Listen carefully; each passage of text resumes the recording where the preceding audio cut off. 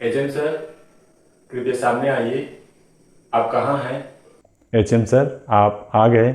जी हैं लाइजर जी, बस आप बिना आंखें खोले अपने मस्तक पर दोनों भौहों के बीच ध्यान लगाए रखिए। तो बताइए लाइजर जी, मैं आपकी क्या मदद कर सकता हूँ?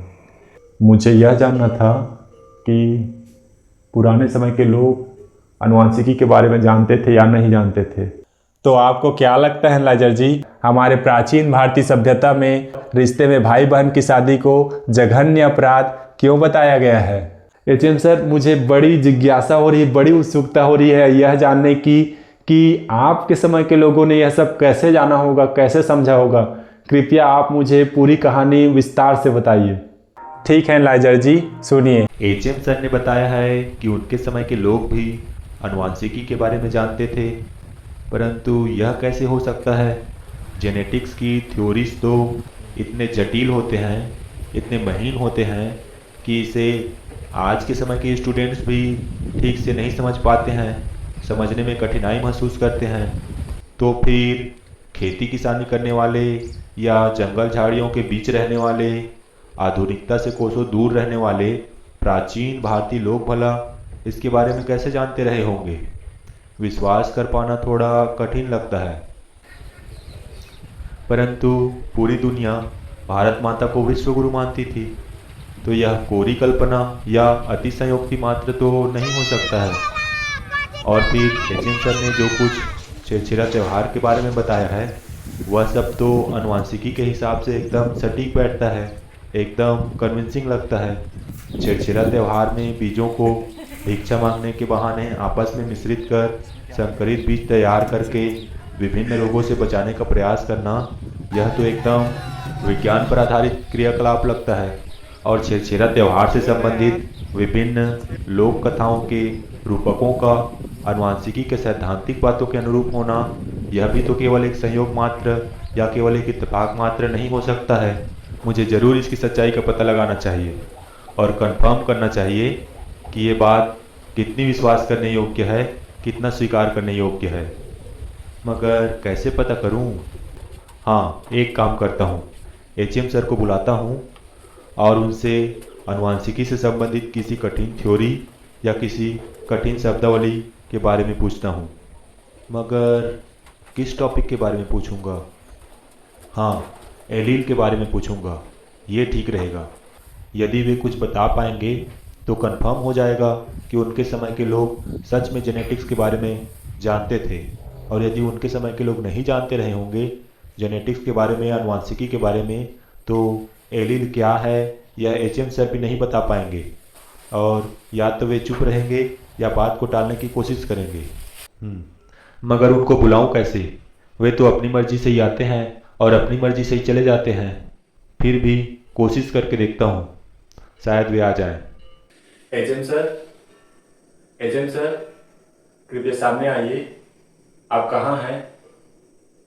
एचएम सर, क्या आप मुझे सुन पा रहे हैं? कृपया आप सामने आइए, मुझे आपसे कुछ पूछना है, कुछ जानकारी चाहिए आपसे।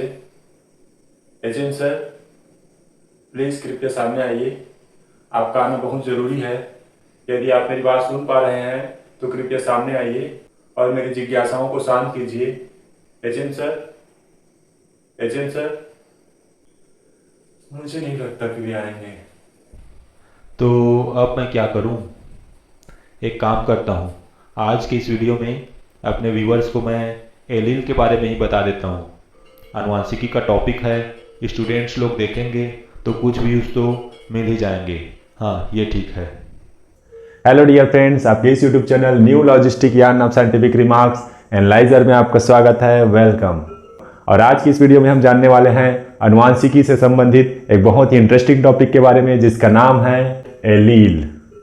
डियर फ्रेंड्स, यह तो हम सभी जानते हैं कि हमारा शरीर बना होता है करोड़ों जीवित इकाइयों से, जिन्हें हम कोशिकाएं कहते हैं। और जिस प्रकार हमारे शरीर का नियंत्रण हमारा दिमाग करता है, उसी प्रकार हमारी कोशिकाओं का नियंत्रण करता है केंद्रक। और जिस प्रकार दिमाग के अंदर न्यूरॉन होते हैं, ठीक उसी प्रकार केंद्रक के अंदर पाया जाता है क्रोमोसोम, जिन्हें हम गुणसूत्र कहते हैं। और इन्हीं गुणसूत्रों की एक निश्चित लंबाई, जिन्हें हम जीन्स कहते हैं, एक निश्चित शारीरिक लक्षण को बनाते हैं। तो चलिए हम मान लेते हैं कि यह किसी व्यक्ति के गुणसूत्र का एक जीन्स है जो उसकी आंखों के रंग को निर्धारित करता है, और यह जीन्स बनाता है आंखों का काला रंग। परंतु यह जरूरी तो नहीं है कि हर व्यक्ति की आंखों का रंग काला ही हो। कुछ व्यक्ति की आंखों का रंग भूरा भी होता है और कुछ व्यक्तियों के आंखों का रंग नीला भी होता है। तो अब बात आती है कि एलील क्या है। एलील किसी जीन्स के अलग अलग रूप हैं जो किसी एक लक्षण, जैसे यहाँ आंखों के रंग के अलग अलग प्रकारों को निर्मित करते हैं। ठीक इसी प्रकार हम पौधों में भी देख सकते हैं, जैसे गुलाब में लाल, पीले, सफ़ेद अलग अलग रंग के फूल उगते हैं। तो वे जीन्स जो उन फूलों के अलग अलग रंग को निर्मित करते हैं आपस में एलील कहलाएंगे। तो एलील किसी एक जाति के विभिन्न जीवों में क्रोमोसोम के समान लोकस पर स्थित किसी एक लक्षण को निर्धारित करने वाले किसी जीन्स के अलग अलग रूप होते हैं। यदि एक शब्द में कहें तो एलील एक ही जीन्स के अलग अलग रूप हैं। तो डियर फ्रेंड्स, आज की इस वीडियो में बस इतना ही। उम्मीद करता हूं कि आपको यह जानकारी पसंद आई होगी, और यदि वीडियो अच्छी लगी हो तो लाइक शेयर जरूर कीजिएगा और चैनल को सब्सक्राइब करना मत भूलिएगा। धन्यवाद। वीडियो तो बना लिया यार, परंतु मज़ा नहीं आ रहा है। वीडियो टॉपिक से थोड़ा हट के बन गया है, वो फील नहीं आ रहा है। मुझे यह जानना था कि पुराने समय के लोग आनुवंशिकी के बारे में जानते थे या नहीं जानते थे, जो कि अधूरा रह गया। क्या करूं? क्या फिर से किताबें पढूं? नहीं, उसमें तो बहुत टाइम लग जाता है और सही किताब को ढूंढना भी बहुत मुश्किल होता है। काश एचएम सर आ जाते। याद आया, एचएम सर ने लास्ट टाइम जाते जाते कहा था कि उनका दिखाई देना या ना देना मेरे ध्यान की अवस्था पर निर्भर करता है। मैं पिछले 2-3 महीने से ध्यान का अभ्यास कर रहा हूँ, तो कुछ तो लाभ जरूर मिला होगा। ध्यान की अवस्था में बैठ के उनको बुलाता हूँ, शायद वे आ जाए। ये ठीक रहेगा। एचएम सर, आप कहाँ हैं? क्या आप मुझे सुन पा रहे हैं? कृपया मुझे दिखाई दीजिए। कृपया आप सामने आइए। मुझे आपसे बहुत ही ज़रूरी जानकारी चाहिए। आंखें मत खोलिएगा एनालाइजर जी। एचएम सर, आप आ गए? जी हैं एनालाइजर जी, बस आप बिना आंखें खोले अपने मस्तक पर दोनों भौहों के बीच ध्यान लगाए रखिए, जिसे हम तीसरी आंख या अंतर्मन कहते हैं। एचएम सर, मुझे आप अपना अंतर्मन ही समझिए एनालाइजर जी। ठीक है एचएम सर, मैं वहीं ध्यान लगाए हुए हूँ।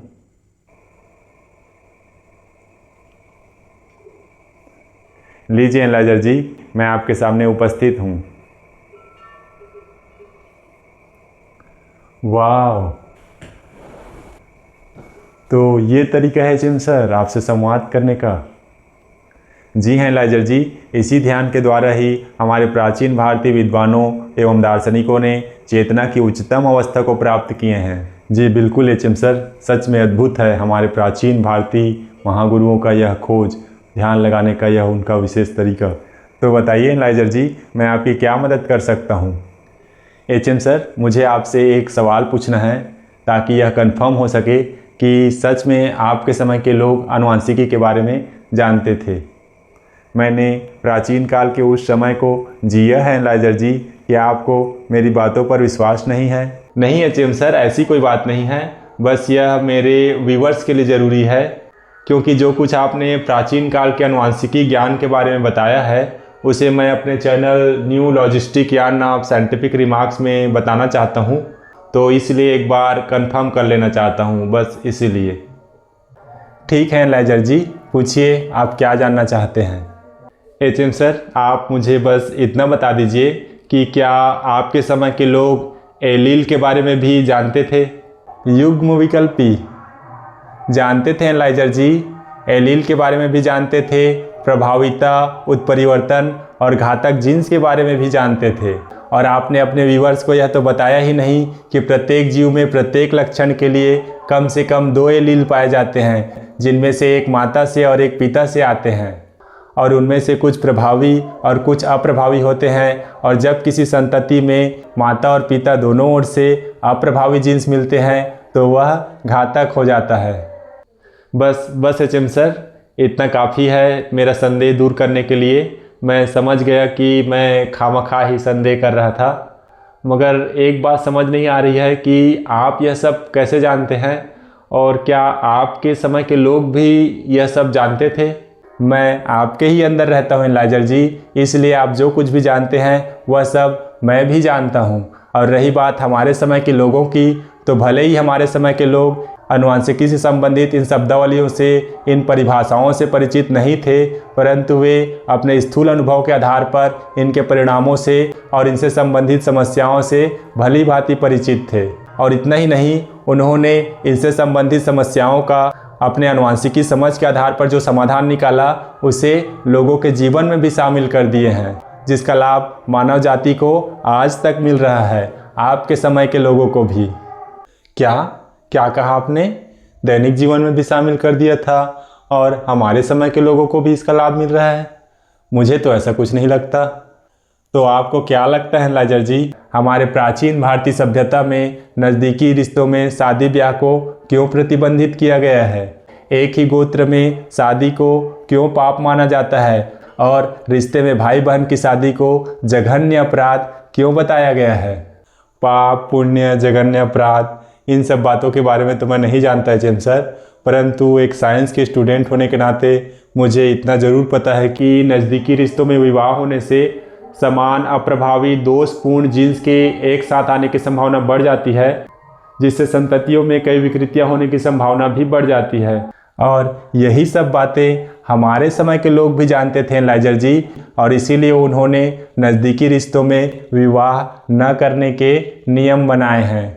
परंतु मुझे यह जानकर आश्चर्य हो रहा है जेम्स सर कि आपके समय के लोग यह सब कैसे जानते रहे होंगे, और वह भी इतनी गहराई से। कैसे? यह सब हमारे प्राचीन महागुरुओं के दर्शन का कमाल है एनालाइजर जी, जो वे बैठे बैठे ही चांद तारों तक की सटीक स्थिति बता दिया करते थे, और वो भी बिना किसी कंप्यूटर, बिना किसी सूक्ष्मदर्शी के। उन महान दार्शनिकों के लिए सामने घटित होने वाले वास्तविक घटनाओं को प्रेक्षित करके समझ लेना कोई बहुत बड़ी बात नहीं थी। एचएम सर, मुझे बड़ी जिज्ञासा हो रही है, बड़ी उत्सुकता हो रही है यह जानने की कि आपके समय के लोगों ने यह सब कैसे जाना होगा, कैसे समझा होगा। कृपया आप मुझे पूरी कहानी विस्तार से बताइए। ठीक है एनालाइजर जी, सुनिए। यह बात उस समय की है जब लोग समुदाय के रूप में स्थायी रूप से बस चुके थे और लोगों में शादी विवाह की परंपरा का आरंभ भी हो चुका था, परंतु उस समय विवाह संबंधों में दूरी का कोई विशेष नियम नहीं था। जी बिल्कुल। तब हमारे प्राचीन विश्व गुरुओं ने अपने ज्ञान चक्षुओं से विभिन्न समुदायों के सैकड़ों वर्षों के अध्ययन, विश्लेषण एवं चिंतन के आधार पर कुछ बहुत ही महत्वपूर्ण बातें प्रेक्षित किए। उन्होंने देखा कि कुछ खास समुदाय के लोगों में शारीरिक कमजोरी, कमजोर दृष्टि, चाल ढाल में गड़बड़ी एवं शारीरिक रुग्णता आदि पाया जा रहा था। तो कुछ समुदायों के संततियों में मंद बुद्धि, हड्डियों के बनावट में गड़बड़ी, श्वसन संबंधी गड़बड़ियां आदि पाया जाता था। और ऐसे ही कुछ समुदायों के संततियों में तो बहुत ही अजीबोगरीब विकृति, आयु में कमी, शारीरिक विकलांगता आदि पाए जा रहे थे। और जब इन सब प्रेक्षणों का हमारे विश्व गुरु भारत माता के विभिन्न महागुरुओं ने गहन चिंतन किया, विश्लेषण किया, अध्ययन किया, तो पाया कि ये सब ऐसे जोड़े की संतानें थी जिन्होंने अपने ही रिश्तेदारों, नज़दीकी नातों या अपने ही रक्त संबंधों में विवाह किया था। हाँ, ऐसा रिसेसिव दोषपूर्ण जीन्स के अभिव्यक्ति के कारण हुआ होगा। प्रारंभ में इन सब बातों को केवल एक संयोग माना जाता था, परंतु ऐसे परिणाम आगे समय में बार बार देखे गए, और जितना ज़्यादा नज़दीकी संबंध होते थे, विकृति की संभावना और असामान्यता के लक्षण उतने ही ज़्यादा पाए जाते थे। हाँ, ये भी संभव है जेम्स सर, ऐसा हुआ होगा, क्योंकि ज़्यादा नज़दीकी संबंध होने से रिसेसिव लीथल म्यूटेशंस की एक साथ आने की संभावना बढ़ जाती है।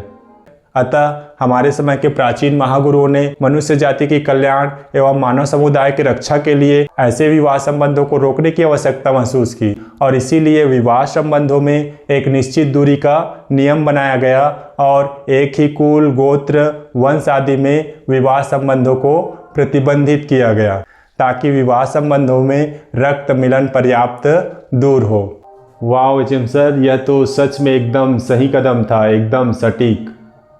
आप और आपके समय के लोग इन सब बातों को आसानी से समझ सकते हैं एनालाइजर जी, परंतु हमारे समय के आम लोगों को यह सब बातें समझा पाना उतना आसान नहीं था। अतः उन्हें उनकी ही भाषा में समझाने के लिए नज़दीकी रिश्तों में विवाह को पाप एवं रक्त संबंधों में विवाह को जघन्य अपराध आदि बताया गया, ताकि लोग इसकी गंभीरता को समझ सकें और जान सकें कि ऐसा करना कितना हानिकारक है। ऐसा करने से उनके कुल का, उनके वंश का समूल नाश हो सकता है। यहाँ तक कि ग्रंथों में भी लिखा गया, सगोत्रे विवाहो दोषाय भवति। वाह एचएम सर, हमारे समय के लोगों ने जो निष्कर्ष वर्तमान प्रयोगशालाओं में आधुनिक उपकरणों के सहारे निकाला कि अंतर्जातीय विवाह न केवल जाति धर्म के भेदभाव को मिटाने के लिए और सामाजिक दूरियों को कम करने के लिए जरूरी है, बल्कि मानव जाति को आनुवंशिक रूप से श्रेष्ठ बनाने के लिए भी अत्यंत आवश्यक है। वही निष्कर्ष आपके समय के लोगों ने बिना डीएनए, बिना क्रोमोसोम, बिना जीन्स आदि को जाने ही केवल अपने स्थूल अनुभव के आधार पर ही निकाल लिया, और न सिर्फ केवल समस्या को समझा बल्कि उसका एकदम सटीक समाधान भी निकाला और उसे लोगों के जीवन में शामिल भी कर दिया। सच में अद्भुत है, अद्भुत है हमारी प्राचीन भारतीय संस्कृति, हमारी प्राचीन भारतीय सभ्यता, अद्भुत है हमारे प्राचीन महागुरुओं का ज्ञान विज्ञान, उनकी सोच, उनकी दर्शन, सच में अद्भुत, अकल्पनीय। वाह। तो एनालाइजर जी, अब तो आप समझ गए ना, हमारे समय की बातें रूढ़िवादिता या अंधविश्वास नहीं है। आवश्यकता केवल उसको सही तरीके से जानने एवं समझने की है, ताकि उसमें निहित ज्ञान को अपनाया जा सके, उससे लाभ प्राप्त किया जा सके, उनसे कुछ सीख प्राप्त किया जा सके। जी एचएम सर, आपने बिल्कुल सही कहा। आपके समय के लोगों ने अपने व्यापक दृष्टिकोण का प्रयोग करते हुए मानव जाति के कल्याण के लिए जिस प्रकार अन्य कुल, गोत्र, वंश आदि में विवाह करना सहर्ष स्वीकार कर लिया और न जाने कितने ही लोगों को आनुवंशिक बीमारियों में और विकृतियों में पड़ने से बचाया, ठीक उसी प्रकार आज हमारे समय के लोगों को आवश्यकता है कि वे मानव जाति को आनुवंशिक बीमारियों, सामाजिक दूरियों एवं जाति धर्म आदि के भेदभाव को दूर करने के लिए अंतर्जातीय विवाह को सहर्ष स्वीकार करें, हर्ष उल्लास के साथ, सम्मान के साथ स्वीकृति प्रदान करें। परंतु अफसोस कि हमारे समय के लोगों में ऐसी इच्छा शक्ति दिखाई नहीं पड़ती है और आज मानव आबादी की लगभग 5% लोग आनुवंशिक बीमारियों से ग्रस्त हैं और हम अपने संकीर्ण विचारधाराओं के चलते मानव समष्टि को आनुवंशिक बीमारियों की गढ़ बनाते जा रहे हैं। आज प्रत्यक्ष रूप से 30% और अप्रत्यक्ष रूप से 70% बीमारियां आनुवंशिक कारणों से हो रही हैं। फिर भी हमारे समय के लोग अपने संकीर्ण विचारधाराओं से बाहर नहीं निकल पा रहे हैं। इसके लिए तो आपके समय के लोगों को हमारे प्राचीन भारतीय संस्कृति के वैज्ञानिक मूल्यों एवं महत्वों को सही तरीके से जानने और समझने की आवश्यकता है एनालाइजर जी। जी बिल्कुल एचएम सर, आप लोगों के बताए ज्ञान और समाधान आज भी कारगर हैं, सार्थक हैं और निश्चित रूप से हमें आज भी उनसे सीख लेने की, समझ लेने की और अपनाने की आवश्यकता है। तो अब बताइए एनालाइजर जी, हमारे समय के आनुवंशिकी ज्ञान के बारे में क्या कहती है आपका एनालिसिस, आपका विश्लेषण। एचएम सर, हमारे प्राचीन महागुरुओं की आनुवंशिकी की समझ बहुत ही सराहनीय है और चूंकि नज़दीकी संबंधों में विवाह न करने का हमारे प्राचीन भारतीय सभ्यता का यह नियम पूर्णतः आनुवंशिकी के नियमों के अनुरूप है, अतः इससे इस बात की पूर्णतः पुष्टि होती है कि हमारे प्राचीन महागुरुओं को आनुवंशिकी का पूर्णतः ज्ञान था, उन्हें आनुवंशिकी की बहुत ही गहरी समझ थी और इसीलिए इस संदर्भ में यह निसंदेह सर्वसम्मति से और सहर्ष स्वीकार किया जाना चाहिए कि हमारी भारत माता विश्व गुरु थी, हमारी प्राचीन भारतीय संस्कृति, हमारी प्राचीन भारतीय सभ्यता विश्व गुरु थी और हमें अपने भारत माता पर, अपने भारत भूमि पर गर्व होना चाहिए, अपने भारतीय संस्कृति पर, अपने भारतीय सभ्यता पर गर्व होना चाहिए और अपने स्वयं के भारतीय होने पर गर्व होना चाहिए। यह हम सबके सौभाग्य है कि हमें ऐसी ज्ञान विज्ञान और दर्शन से परिपूर्ण पावन धरा पर जन्म मिला है। भारत माता की जय जय जय। विश्व गुरु इंडिया अमर रहे। ठीक है एनालाइजर जी, आज के लिए बस इतना ही, अब मुझे जाना होगा। ठीक है एचएम सर, आपने हमारे गौरवमयी प्राचीन भारतीय ज्ञान से अवगत कराया, गर्व महसूस कराया, उसके लिए बहुत बहुत धन्यवाद, बहुत बहुत आभार। धन्यवाद।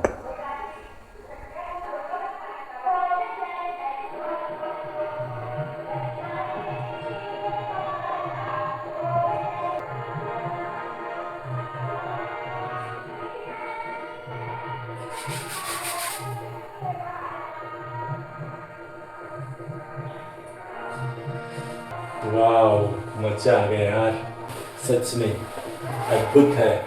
हमारे प्राचीन भारतीय ज्ञान विज्ञान, हमारे भारतीय महागुरुओं की दर्शन, उनकी सोच, उनकी समझ सच में अद्भुत, अकल्पनीय। भारत माता की जय जय जय। विश्व विद्या अमर रहे।